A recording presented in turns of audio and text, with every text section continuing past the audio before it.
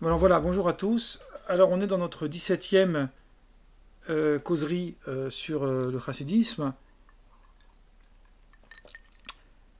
La semaine dernière, on avait parlé, rappelez-vous, tout notre débat repose sur cette non-rencontre qu'il y a eu entre le rabbi du Tanya, le premier rabbi de la doctrine de Chabad, et le Gaon de Vilna. Et nous avons abordé les éléments en dialogue qu'ils auraient pu avoir entre eux s'ils s'étaient rencontrés, en nous appuyant et sur l'enseignement de Shneur Zalman et sur celui de Rabbi Chaim de Volojine, qui est l'illustre disciple du Gaon de Vilna, dont il va beaucoup être question aujourd'hui.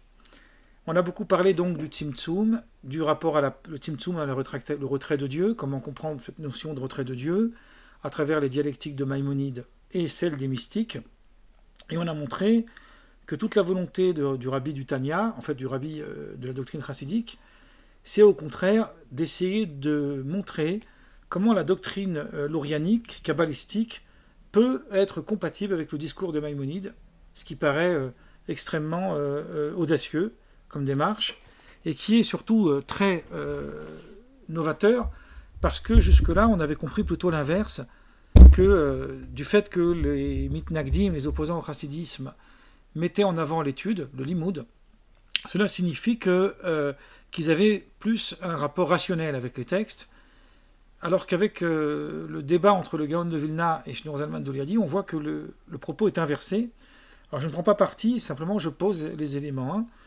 Et on a donc abordé aussi la question longuement de la prière et la confrontation, disons la tension entre prière et étude, les éléments qui existent entre les deux de tension, qui peuvent s'opposer. Et là, on va parler particulièrement, en prolongement de ce qu'on a vu la semaine dernière, de l'étude de la Torah, à travers ce débat entre les chassidim et les mitnagdim. On avait expliqué longuement la semaine dernière le contexte. Et là, on va rentrer un peu plus dans l'étude, c'est-à-dire dans l'étude des textes. Le contexte, je le résume très brièvement pour ne pas faire toute une redite de ce qui a été vu la semaine dernière, c'est de dire que l'étude de la Torah fait partie intégrante de la spiritualité juive. Et que, d'une certaine manière, elle apporte des éléments d'attachement à Dieu beaucoup plus féconds et beaucoup plus élevés que ne peut la prière. Ça, c'est les textes talmudiques qui le disent, etc. Or, on va s'apercevoir que dans l'univers chassidique, il y avait une plus grande... Alors, c'est pas que l'univers chassidique délaissait l'étude, ça, c'était une manière de les accuser, en fait, de les dénoncer, parce que, vous savez, quand deux courants sont opposés, alors on va pousser à l'extrême la dialectique de l'autre. C'est un peu la nature humaine, ça, pour montrer qu'il est dans l'erreur. En vérité, c'est plus complexe que ça. Et dans les vidéos qui vont suivre, on va justement rétablir un petit peu la vérité sur cet élément. Mais le point de départ de l'opposition que les mitnagdim avaient contre les chassidim, c'était le fait que les chassidim mettaient davantage l'accent sur une religion populaire, sur une religion du cœur, sur le fait que ce qu'on appelle le Hamaharet, c'est-à-dire littéralement le Hamaharet, c'est le peuple de la terre, qu'on traduira en français comme le paysan, si vous voulez, qui était perçu comme celui qui n'étudie pas, puisqu'il n'a pas le loisir de pouvoir s'asseoir et d'étudier, et c'est un fait. Donc à partir de là, c'est une manière de traiter les gens un peu d'ignorance, si vous voulez.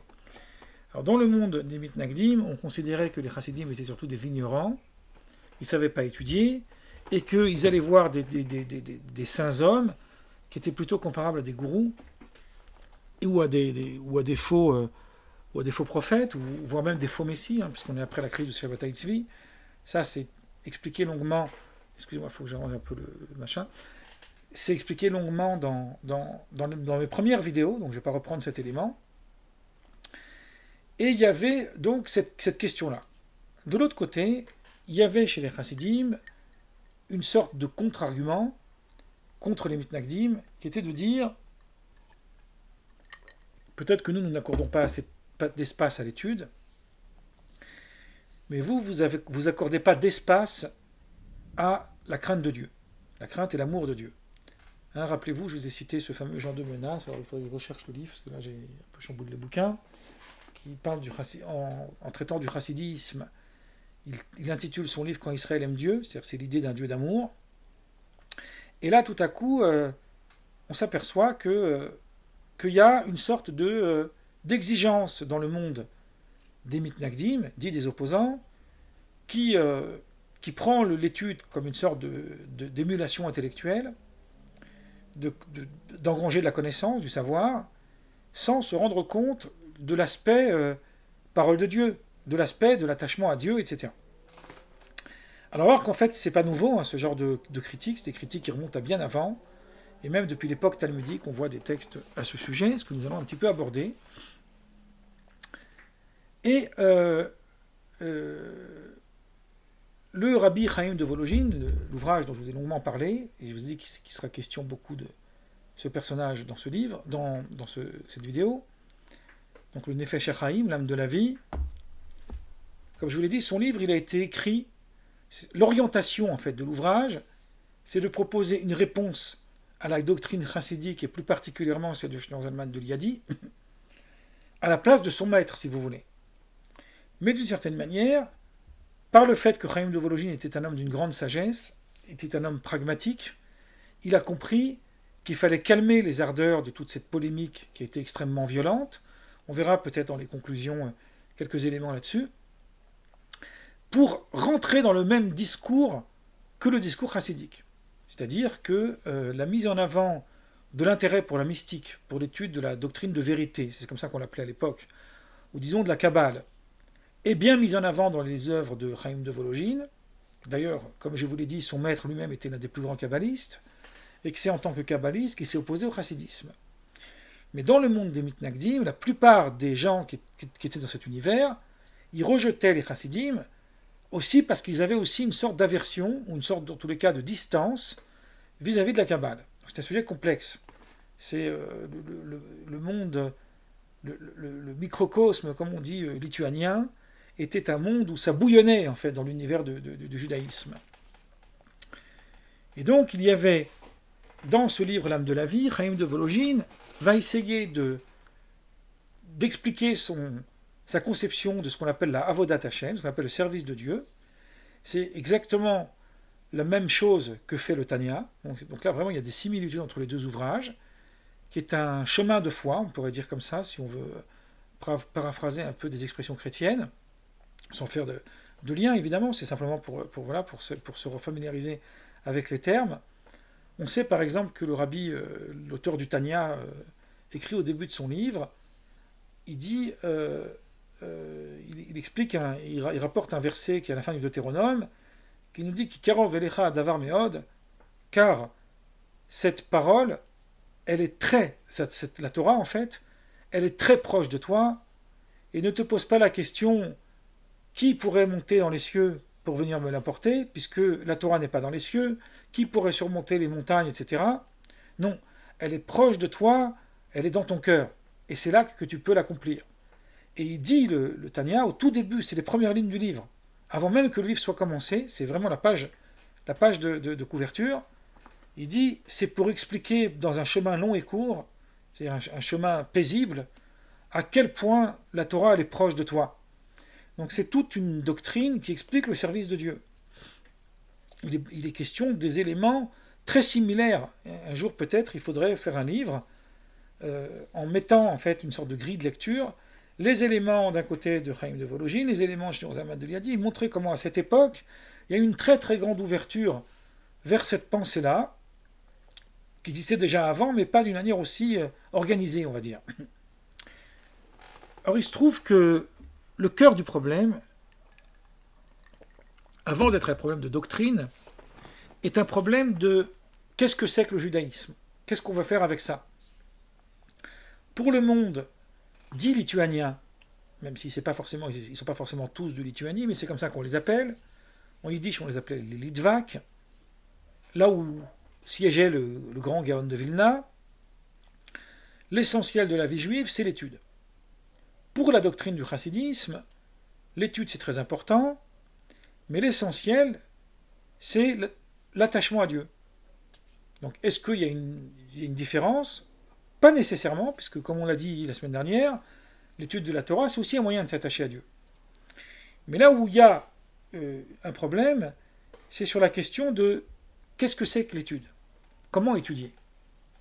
Alors, ça c'est une question qui est soulevée déjà par le Talmud et dans tous les textes midrashiques qui traitent d'une question sur laquelle j'avais abordé personnellement un an de cours au centre communautaire de la rue Lafayette à l'époque où je donnais là-bas mes cours de Talmud, qui est la question du service de Dieu qu'on appelle l'Ishma. Qu'est-ce que ça veut dire le service de Dieu, l'Ishma?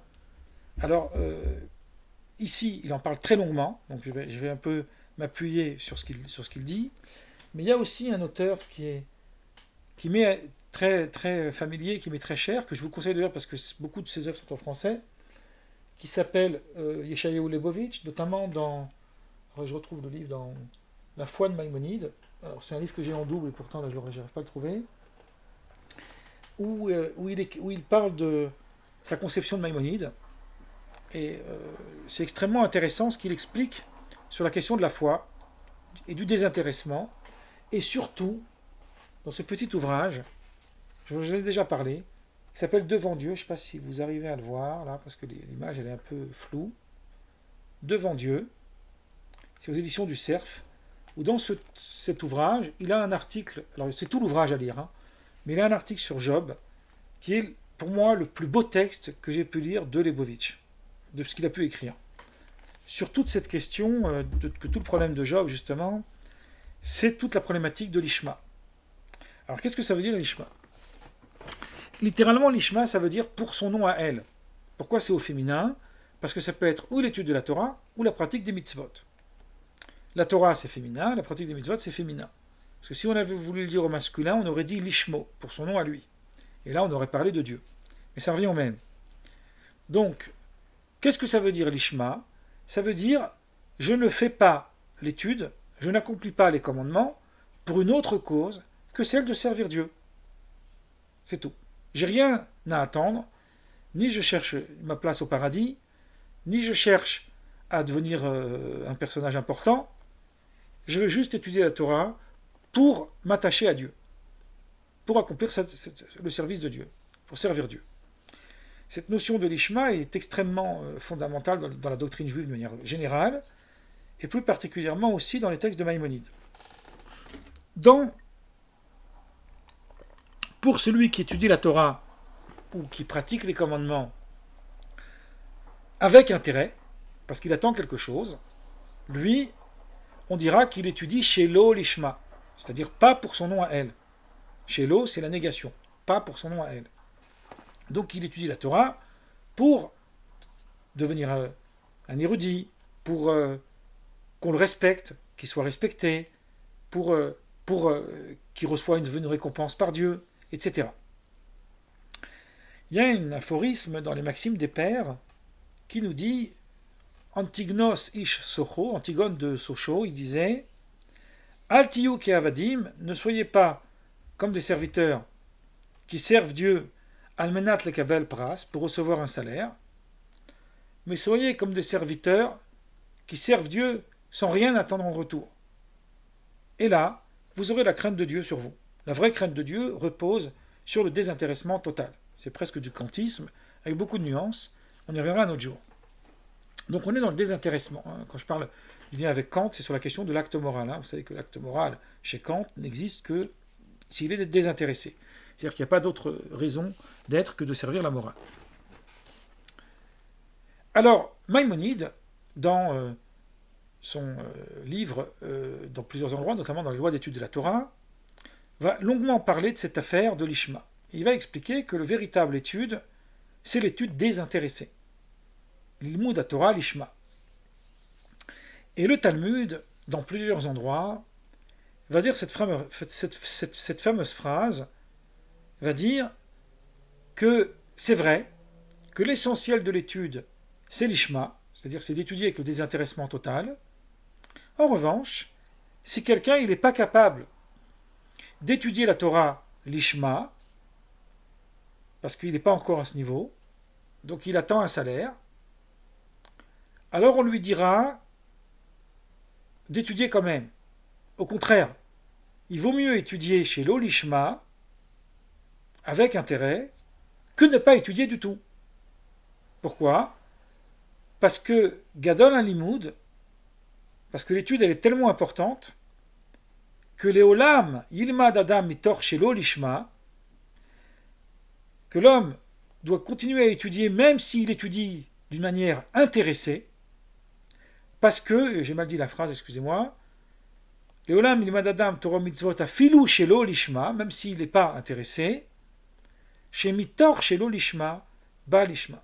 Parce que c'est en s'évertuant, en accomplissant les commandements et en étudiant la Torah, même si c'est intéressé de prime abord, qu'il parviendra au final à étudier la Torah pour elle-même. C'est-à-dire que cette idée qu'on peut étudier que pour étudier la Torah Lishma, c'est-à-dire de manière complètement désintéressée, il faut d'abord passer par l'accomplissement des commandements et l'étude de la Torah, même si on porte un intérêt pour la chose. Maïmonide, il nous donne un exemple qui est très intéressant à propos des enfants.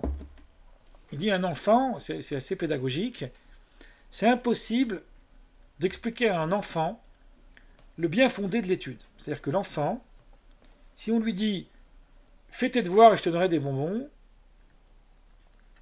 eh ben, il va faire ses devoirs pour les bonbons. Il ne peut pas comprendre que la véritable bienfait pour lui, c'est les devoirs et pas les bonbons. Donc il faut d'abord lui donner des sucreries, il faut d'abord lui donner des récompenses, jusqu'au jour où il comprendra, peu à peu, en s'évertuant à l'étude, etc., l'intérêt pour l'étude et il laissera les bonbons. C'est de cette manière-là que l'homme avance dans son service de Dieu. Il peut accomplir des choses, même des grands commandements, des grandes choses, mais il faut d'abord qu'il avance par étapes. Il ne peut pas arriver comme ça, d'emblée, à être complètement désintéressé. Donc on peut comprendre que jusqu'à un certain degré, l'homme s'attend à recevoir une récompense. Ça, c'est l'argument, c'est le fil conducteur de l'argument clé de Chaim de Volojine dans son livre. Dans ce fil conducteur, Chaim de Volojine reproche aux chassidim d'être dans l'invective contre le monde dit des mitnagdim, des opposants, en leur disant que c'est quoi l'essentiel du service de Dieu? C'est le service de Dieu l'ishma. Comme si que, parce qu'on sert Dieu avec intérêt, alors il valait mieux cesser d'étudier, cesser de faire les commandements. Il n'y a rien de plus absurde. Au contraire, les commandements et l'étude ont absolument leur raison d'être et leur importance, parce que précisément, c'est en accomplissant la Torah, même chez l'Olishma, qu'on parviendra à l'Ishma. Je vais vous lire un petit extrait de son passage que j'ai trouvé en français. Il dit... Alors, ce qui est intéressant, c'est qu'il va d'abord... J'anticipe, je mets en avant encore une petite introduction avant de le lire, ce petit passage. C'est qu'en fait, il y a une chose qui est très importante, c'est la gravité de mépriser les chachamim, de mépriser les sages. Le Talmud, dans le traité Sanhedrin, parlant de ce qu'on appelle la pikoros, on traduit par l'hérétique, mais c'est plus complexe que ça. Mais on va dire l'hérétique, c'est-à-dire, parce que pour l'hérétique, d'un point de vue de la Torah, c'est celui, d'un point de vue du Talmud, je ne parle pas d'un point de vue de la philosophie qui est venue après, c'est celui qui rejette Dieu. Et le Talmud dit, qu'est-ce que c'est qu'un apikoros? C'est quelqu'un qui méprise les sages. Il est mévasé Talmidei Chachamim. Pourquoi il est apikoros? Parce que puisqu'il dénigre leur grandeur, donc il n'aura personne à qui apprendre. Donc il va finir par rejeter toute la Torah. Autrement dit, en méprisant ces juifs qui étudient la Torah chez l'Olishma, parce qu'ils ont un intérêt derrière, alors qu'ils servent quand même Dieu, ils étudient quand même, eh bien on accomplit quelque chose de très très grave, puisqu'on dénigre l'homme de Torah. Et en dénigrant l'homme de Torah, on commet un péché beaucoup plus grave. Et voilà ce qu'il dit. Il dit, quand on dénigre et méprise celui qui s'adonne à l'étude non désintéressé de la Torah, donc il est intéressé, on le décourage de persévérer dans cette voie, et il ne pourra jamais parvenir au niveau d'une étude désintéressée, devenir un sage accompli de la Torah. Cela témoigne sans conteste d'une attitude de mépris envers l'étudiant de la loi, et il n'y a pas de plus grave profanation du nom de Dieu d'accord? Et de plus grave profanation de son nom, béni soit-il, et de sa sainte Torah que celle-ci. C'est de cette manière que l'on rabaisse et que l'on amoindrit la richesse de la gloire de la sainte Torah, qu'on la précipite à terre, qu'on la projette dans la poussière, et que d'une façon générale, on détruit le service de Dieu. Donc ici, Chaim de Volojine va nous dire qu'effectivement, on ne peut pas mépriser à ceux qui étudient la Torah. Et qu'au contraire, c'est en étudiant d'une manière chez l'Olishma, de manière désintéressée, qu'on parviendra à l'Ishma. Donc il faut au contraire encourager ces gens-là. Il faut les respecter pour leur savoir, et pas les dénigrer. Donc il rejette, si vous voulez, cette démarche un peu méprisante des chassidim de vouloir les rejeter. Alors, je voudrais juste mettre ici l'accent sur une chose intéressante. Les chassidim et les mitnagdim étaient dans une polémique qui, au bout d'un certain temps, a cessé d'être un débat d'ordre théologique pour devenir une polémique beaucoup plus politique. Polémique de mépris, de rejet. Shlomo Zalman de Liadi, il a fini par être dénoncé par des fausses accusations préfabriquées auprès du pouvoir tsariste et il a été jeté en prison. Ça, c'est pour expliquer le contexte. Après la mort du Gaon de Vilna. Donc, on est à une période, quand Chaim de Volojine écrit ce livre, où il y a une guerre avérée entre les chassidim et les mitnagdim. Une guerre qui est aujourd'hui complexe de raconter comment, dans le peuple juif, il y a pu avoir un truc aussi violent. Même si, voilà, c'est la nature humaine, la violence, et parfois on en arrive à des extrêmes.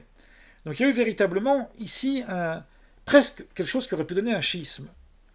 Dans les conférences suivantes, j'expliquerai pourquoi on n'en est pas arrivé là. Et c'est surtout grâce en tout cas à un homme comme Chaim de Volojine. Mais une chose qui est très intéressante, c'est que lorsque les chassidim, ce qui est vrai, parce que c'est vrai dans le sens communautaire, on va dans le sens des gens lambda. Les gens lambda, parmi les chassidim, critiquaient les mitnagdim de manquer de crainte de Dieu et d'étudier la Torah juste pour acquérir du savoir sans avoir le but de vouloir servir Dieu par leur étude. Les chassidim, les mitnagdim critiquaient les chassidim de délaisser l'étude. Alors même si sur le fond de l'affaire c'est plus complexe que ça, cette polémique elle a bien eu lieu. Elle a eu lieu jusqu'à même aujourd'hui. Il y a encore aujourd'hui, même si ça s'est beaucoup calmé, mais il y a encore aujourd'hui cette idée tenace que chez les chassidim, on va rigoler un peu des mitnagdim parce qu'on va dire ces gens-là, ils étudient mais ils n'ont pas de crainte de Dieu. Et chez les chassidim, on va se mépriser les chassidim pour dire ces gens-là, ils passent leur temps à boire de l'alcool et à vivre les chaïm et à danser, et ils passent leur temps à faire soi-disant des prières à n'en plus finir, et ils sont des vulgaires ignorants qui ne connaissent pas l'étude. Moi-même, j'ai vécu cette situation, donc je peux vous dire que c'est un truc qui est assez récurrent, même si aujourd'hui, toute cette polémique, en fait, en réalité, n'aurait plus lieu d'être. Mais une chose qui est très intéressante, c'est que Chaim de Volojine ne critique pas la critique en soi. Il accepte cette critique, comme si que lui aussi, il ressentait auprès de son propre mouvement une volonté chez les juifs qui sont dans son courant, peut-être pas chez tout le monde, mais en tous les cas, c'est une idée qui existe, d'étudier la Torah uniquement pour le savoir que ça procure, ou bien pour être considéré comme un érudit, donc être respecté comme tel, et absolument pas pour le service de Dieu. Puisque dans sa réponse, Chaim de Volojine ne dit pas « mais comment vous pouvez calomnier d'autres juifs alors que vous ne connaissez pas leur cœur, vous ne connaissez pas leur niveau, etc. » C'est ce qu'on aurait pu s'attendre comme réponse. Non, il répond en admettant que vous ayez raison, mais c'est pas comme ça qu'il faut agir. Parce que quand vous agissez comme ça, vous interdisez ces gens-là, en les décourageant à l'étude, d'arriver au niveau le plus ultime, au niveau du summum. Alors maintenant, on va essayer d'aller un petit peu plus loin. Quand on a parlé tout à l'heure de cette notion de l'ishma et l'olishma, c'est-à-dire de l'étude de la Torah, on va parler en particulièrement de l'étude, intéressé ou désintéressé, il y a deux niveaux, deux catégories de l'olishma. Et en réalité, on verra qu'il y a aussi deux catégories de lishma. L'olishma, ça veut dire quand on est intéressé. D'accord? Donc il y a deux catégories. Comment on connaît ces deux catégories?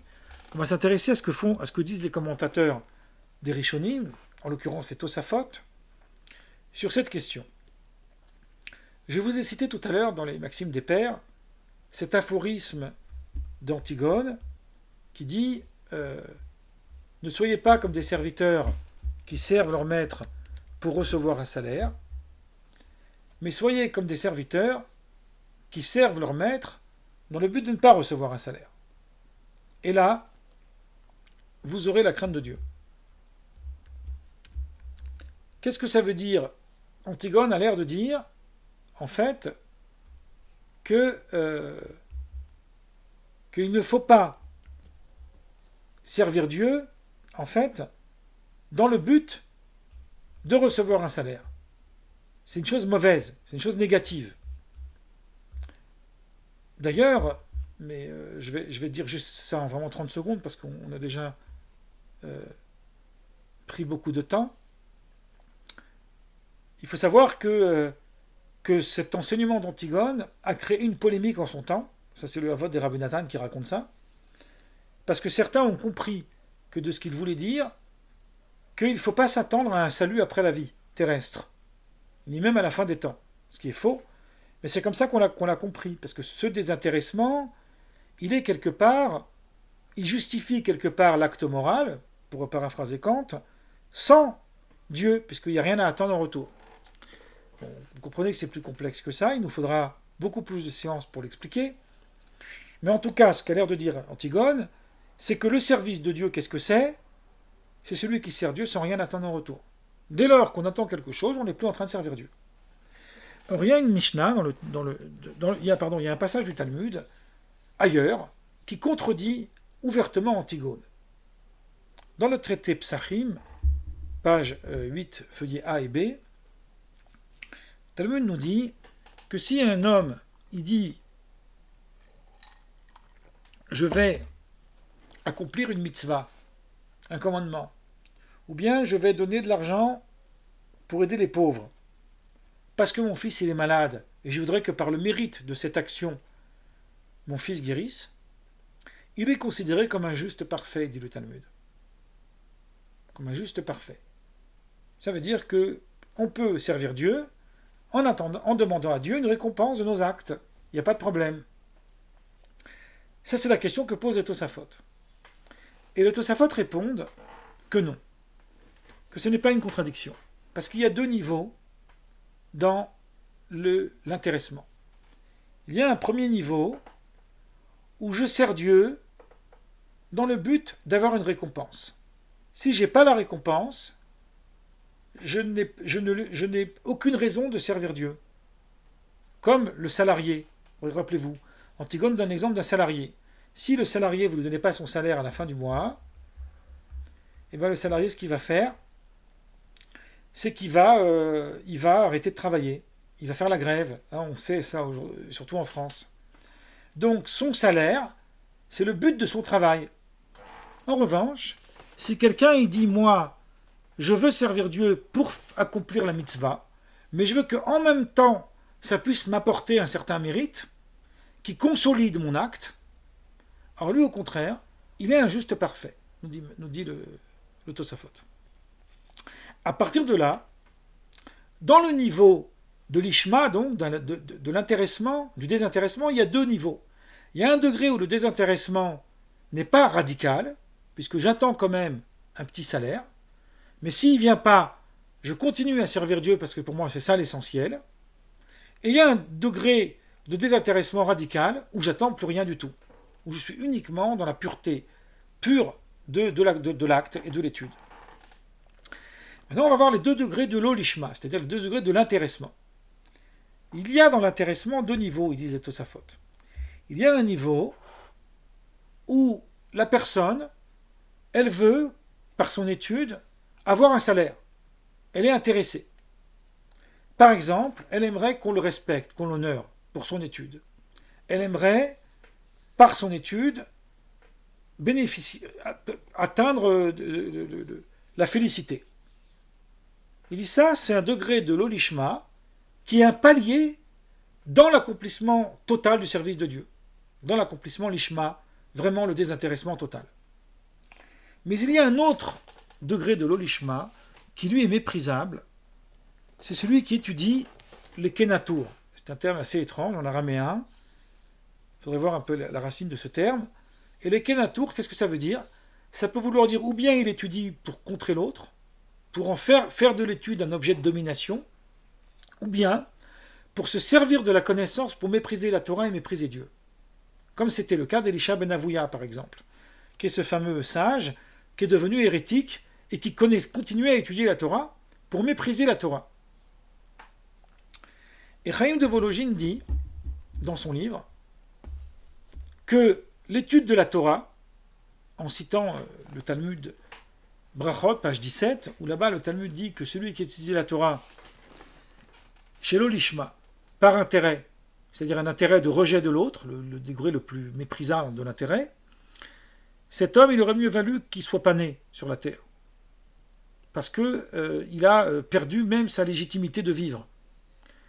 Cet homme est méprisable, il faut le repousser radicalement. Et lui, Chaim de Volojine, dit dans son texte qu'effectivement, il faut mettre un bémol, et que si vraiment quelqu'un il en est à ce niveau d'étude, alors là, il faut le rejeter, c'est sans appel. Il ne donne aucune porte de sortie pour ce cas de figure. Alors que Shneur Zalman de Liadi, dans son livre « Il les lois d'étude de la Torah » qui sont maintenant publiées dans son code de loi, le Shulchan Aruch, lui, en fait, il reprend exactement la même thématique, il dit exactement la même chose que Chaim de Volojine, ce qui est très intéressant. C'est-à-dire qu'il dit qu'au contraire, il faut continuer à respecter l'homme qui étudie de manière intéressée, parce que c'est comme ça qu'il arrivera à l'Ishma. Donc il rejoint à 100% la parole de Chaim de Volojine, mais il va encore plus loin que lui. Et il dit ce principe, il est valable, même pour celui qui étudie les Kenatour. Même si normalement il aurait fallu le rejeter, il dit selon certains, il faut le rapprocher. Et il va s'appuyer sur un passage amusant, donc comme j'avais traduit ça en français, je vais vous le dire. Je vais vous le lire en français. C'est dans les lois d'étude de la Torah, chapitre 4, loi 17. Voilà ce qu'il dit. Il ne convient pas d'enseigner la Torah à un élève indigne. Il est préférable de le ramener d'abord au droit chemin. Parce que sinon, il faut d'abord le repousser, tant qu'il n'est pas revenu à Dieu. Dans le cas, en revanche, où le disciple montre une assiduité à l'étude, et qu'il est impossible d'attendre qu'il se repente avant de lui enseigner, il vaut mieux le repousser que de la main gauche et le rapprocher de la main droite, plutôt que d'avoir une attitude semblable à celle de Rabbi Josué ben Perachia, donc c'est Sanhedrin 107b, qui repoussa Jésus des deux mains. Donc il montre que, in fine, il faut accueillir même le juif qui étudie la Torah à un niveau où il rejette l'étude. Même celui-là, où il méprise l'étude, il faut quand même l'encourager à continuer à étudier. Et plus loin dans le texte, il va donc donner l'exemple d'Elisha ben Avouya, dans le Talmud de Jérusalem, dans le traité Chagiga, où à la fin il est dit,